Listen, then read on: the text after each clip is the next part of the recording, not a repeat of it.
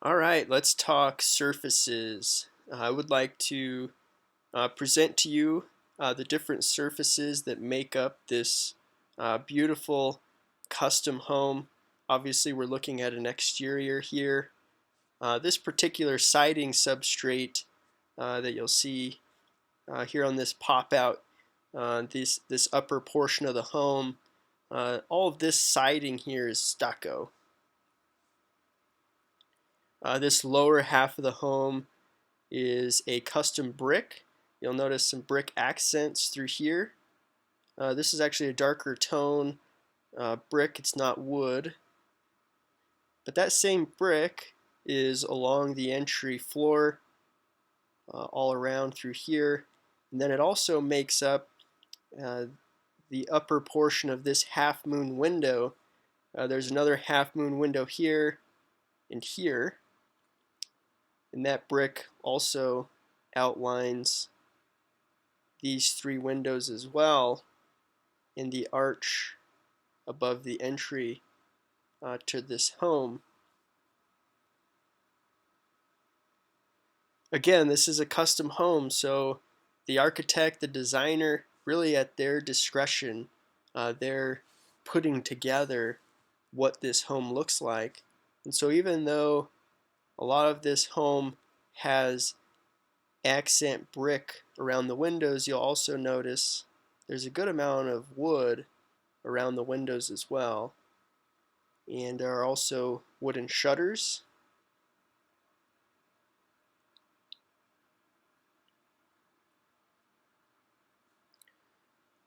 So this home has a fascia and soffit combination here underneath the roof line around the home, both on the upper and lower stories. And so the fascia board is going to be this board that is vertical. And so that's where your gutters are going to be installed. This is actually just an architectural rendering here. And so this this particular tour of this home doesn't have the gutters and downspouts on this rendering, and so that's why you won't see the gutters and downs. But if there were gutters and downspouts, they'd be installed right along this fascia board that runs vertical. Then the underside, the board that runs perpendicular to the fascia board, that's your soffit. And so to square off each one of these peaks, you'll notice that there is this triangular board that joints right with the fascia board. And so that's called a bird box. So you'll see these triangles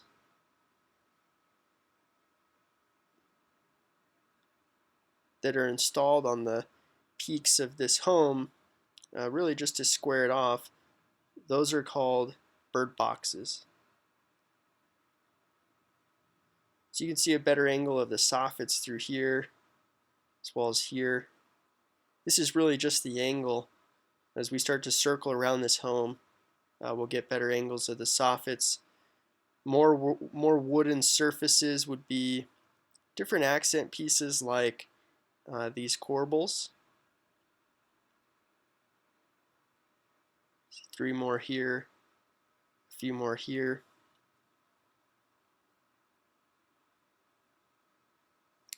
This upper portion of the home, this little pop out here, is what's called a dormer. This is going to have a fascia board with a much smaller soffit piece, just due to the nature of this dormer and the size of it. Much like this one here, it's also going to have a much smaller soffit piece. But this is just a pop out. Again, this is really just architectural design here, different style.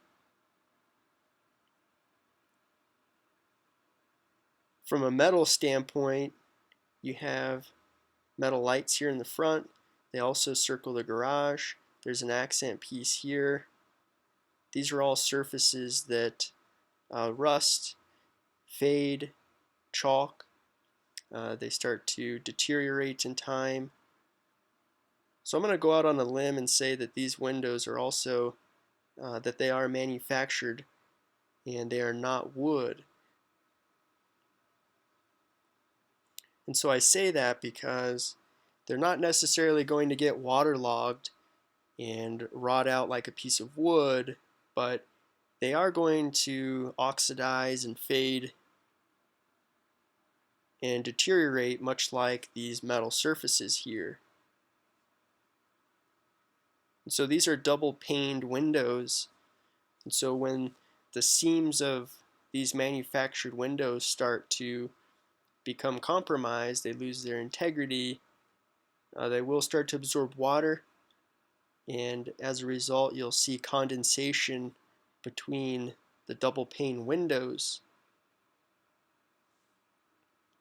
And so from a performance standpoint, durability, protection standpoint, you want to get a coating on these manufactured surfaces, but from an aesthetic standpoint, this is obviously a rendering before the home's even built. It's in perfect condition, but when this home has been weathered, all of these different surfaces are going to need to be restored.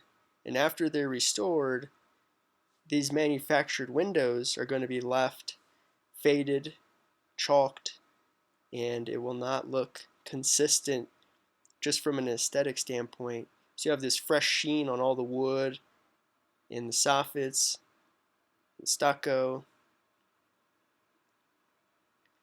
and the manufactured windows will remain chalked. So that's a surface that you'll evaluate along with these other metal surfaces. Another metal surface is here on the top of the chimney. And this rendering doesn't have the roof vents and different accessories that go on the roof that are metal, but those do rust out, and from an aesthetic standpoint, getting a fresh coat on those different pieces on the roof is going to just help the property from an overall standpoint look consistent, especially when you're standing at the end of the driveway and you can see everything on the home, including the roof vents, where here you may not be able to see the roof vents. Another surface on this home is this brick, or excuse me, this driveway paver driveway. And so you'll notice that in between each joint of the brick pavers, that is water prone, and it does deteriorate. And so years down the road, this driveway will have different things like weeds or dirt buildup in these seams, as well as deterioration around the pavers just from water resting in those joints. And so putting a sealer on this driveway is a good way to ensure that those weeds don't grow, dirt doesn't build up in there, and the outer parts of the pavers don't deteriorate. Another unique feature about this home, you'll notice the vegetation along the lower portion of the home. That's going to make this pop out here, the stucco and the shutters, base of the window, a little bit more water prone. This entry door is not stained, it's painted. So you have a wooden painted entry door here in the front. So let's continue to look around this home from different angles.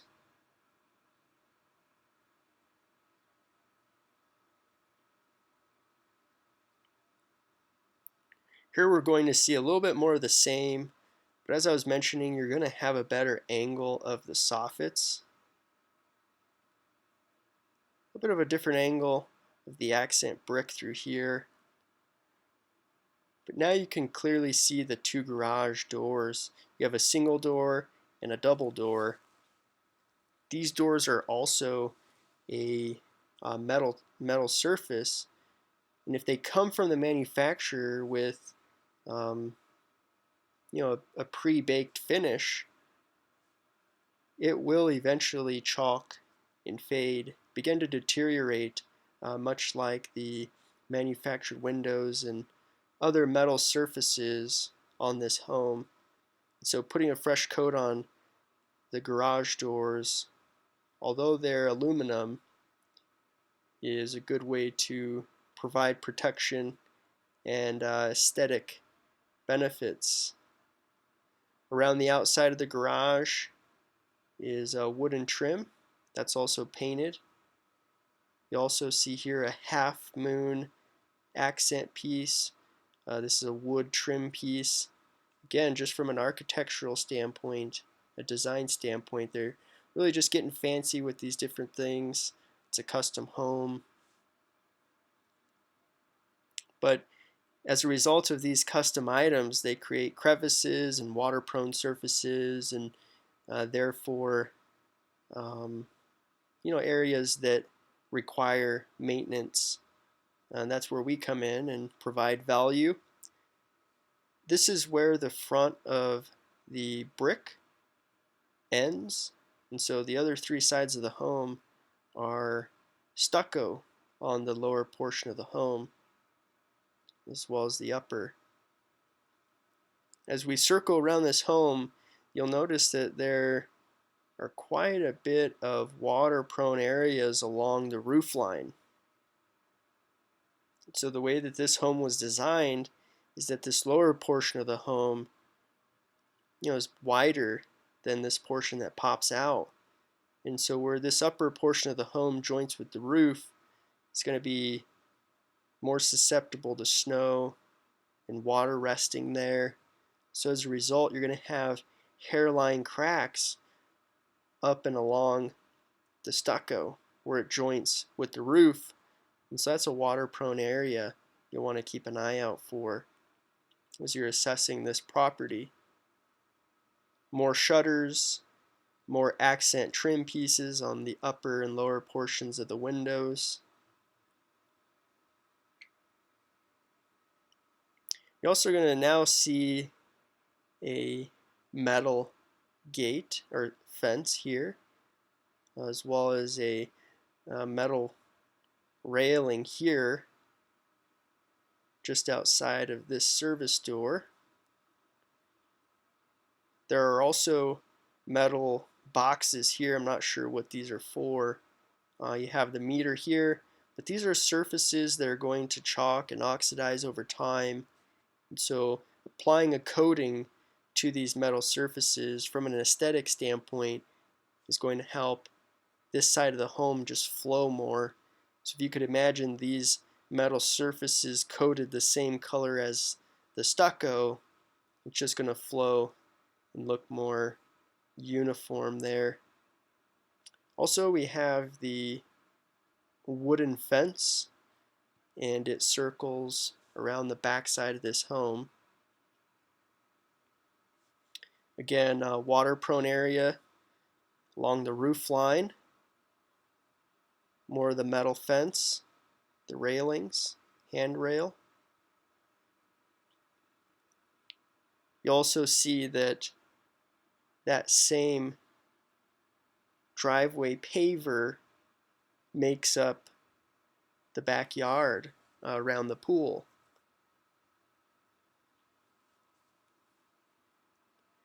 More metal hand railings.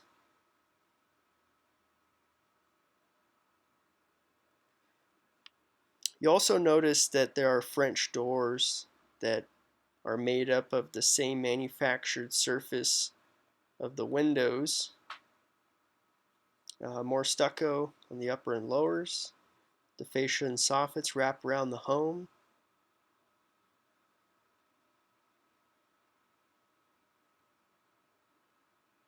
This chimney, though, is going to be quite susceptible to more sun and water damage.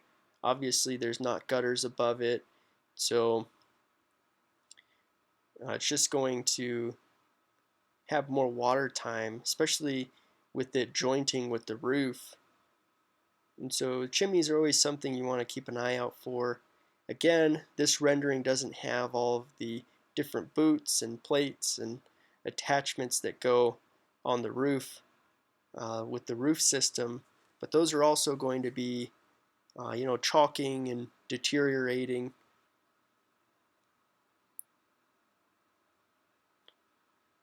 But there are wooden accents, trim pieces around the windows, all throughout this side. And there's another metal box here.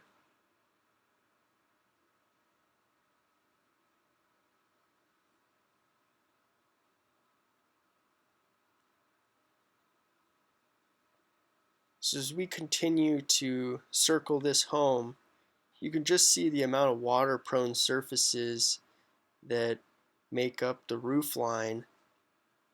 These peaks are also not going to have gutters above them just because they're peaks. And as a result, they're going to have more water exposure. They also joint, at least this one does, with the roof.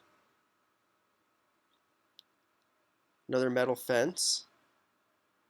And again, the vegetation through here is going to create more of a water-prone surface, especially along this pop-out where the stucco, the shutters, and the window portion are more exposed to water from the vegetation. So that's pretty much a wrap. I just wanted to show you this particular home and all the different surfaces that make up this home. I hope it was beneficial for you.